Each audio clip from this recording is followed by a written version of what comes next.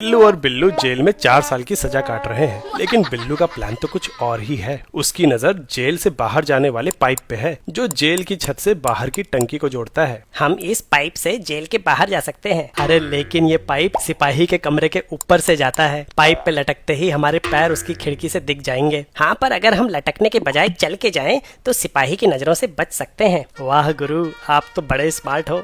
वो तो मैं हूँ, लेकिन पाइप पे चलना काफी मुश्किल है। मैंने कई बार कोशिश की, लेकिन बैलेंस ही नहीं बनता। बॉस, मैं फिजिक्स का इस्तेमाल करके इसका कोई सोल्यूशन निकालता हूँ। अरे हम दोनों फिजिक्स में गोल हैं। पहले भी फिजिक्स ने हमें धोखा दिया है। इस बार मैं किताब पढ़ के अच्छे से प्लान बनाऊंगा। रात भर किताब पढ़ी तो समझ आया कि पाइप पे बैलेंस बनाने के लिए रोटेशनल इनर्शिया का कॉन्सेप्ट काम आएगा। जब हम पाइप पे बैलेंस्ड होते हैं तो हमारा सेंटर ऑफ मास इसके ठीक ऊपर होता है, लेकिन थोड़ा सा बैलेंस बिगड़ते ही ये पाइप के बगल में आ जाता है। अब ग्रेविटेशनल फोर्स की वजह से हमारे ऊपर एक टॉर्क लगने लगता है। ये टॉर्क एक डीस्टेबलाइजिंग टॉर्क है, मतलब कि टॉर्क एंगल को बढ़ाएगा, और अब बढ़े हुए एंगल की वजह से टॉर्क बढ़ेगा। फिर ये बढ़ा हुआ टॉर्क एंगल को और ज्यादा बढ़ाएगा, और इन दोनों के बढ़ते बढ़ते हम नीचे गिर जाएंगे। लेकिन हम कितनी जल्दी नीचे गिरेंगे ये हमारे मोमेंट ऑफ इनर्शिया पे निर्भर करता है, और moment of inertia rotational axis से मास की दूरी पे। वैसे मोमेंट ऑफ इनर्शिया केवल सेंटर ऑफ मास की दूरी पे डिपेंड नहीं करता, बल्कि पूरे मास के डिस्ट्रीब्यूशन पे डिपेंड करता है।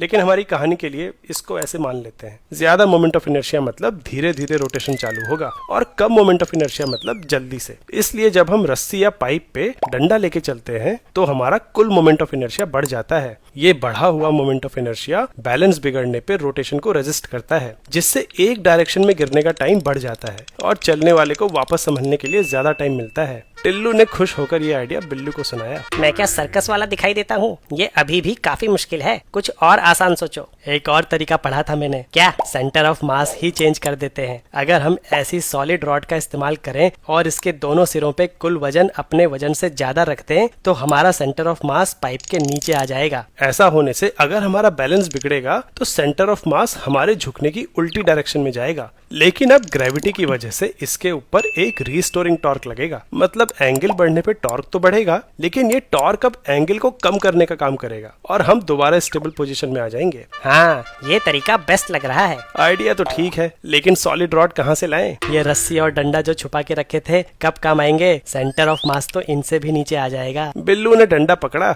और पाइप पे चल दिया, लेकिन थोड़ी दूर जाते ही बिल्लू का बैलेंस बिगड़ गया। लेकिन रीस्टोरिंग टॉर्क लगने के बजाय डिस्टेबलाइजिंग टॉर्क लग गया। अहम मौके पे उसने पाइप पकड़ लिया और गिरने से बच गया, लेकिन लटकते ही वो सिपाही को दिख गया। तू तो बोल रहा था ये काम करेगा। टिल्लू के रस्सी वाले तरीके ने काम क्यों नहीं किया, और ये इस मेटल रॉड वाले सेटअप से कैसे अलग है? कमेंट्स में बताओ।